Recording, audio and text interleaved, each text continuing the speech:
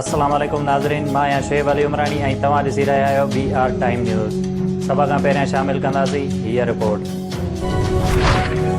Petrol ऐं शयुनि जूं क़ीमतूं वधंदियूं उन में को बि शक न आहे। वफ़ाक़ी वज़ीर फवाद चौधरी साफ़ चई छॾियो। हुन चयो त पेट्रोल ऐं क़ीमतुनि में वाध जो फ़ैसिलो करणो नाहे हूंदो, उहो हालात ते मुनहसर हूंदो आहे। अॼु राति 12 वॻे खां 1 लीटर पेट्रोल ₹8.5 रुपया वधीक महांगो थियण जो ख़दशो, डीज़ल बि ₹6.5 रुपया महांगो थींदो।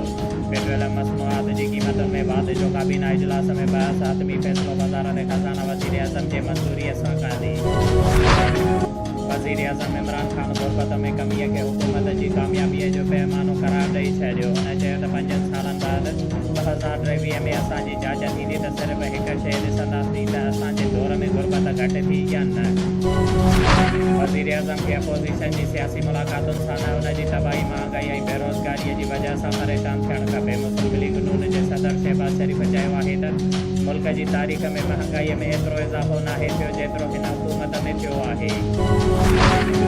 औरतुनि जे तरक़ीअ वारे खाते जी सूबाई वज़ीर शैला रज़ा पारां पिम्स जे शागिर्दियाणी डॉक्टर परवीन रिंद हिरासमेंट मामले जो नोटिस वठी खाते जे शहीद में नज़ीराबाद में मुक़ररु थियल डिप्टी डायरेक्टर नसीम हुसैन मस्तोईअ जी सरबराहीअ में पाकिस्तान पीपल्स पार्टीअ जे डिविज़नल सदर ऐं commission for women status J members कमर निसा दामरा ऐं वुमेन कम्प्लेक्स सेंटर नवाबशाह जे इंचार्ज ज़ैब निसा जे मुश्तमिल जांच कमेटी जोड़ी हुई। मज़कूरा जांच कमेटी हुन मामले बाबति जांच करण बैदि रिपोर्ट जोड़े छॾी। जांच कमेटी नवाबशाह प्रेस क्लब पहुची प्रेस कॉन्फ्रेंस कंदे चयो त peoples medical university health and sciences for women समेत सिंध जे समूर मादर इल्मनि में पढ़ंदड़ नियाणियूं असां लाइ पंहिंजी नियाणियुनि ऐं भेनरुनि वांगुरु आहिनि।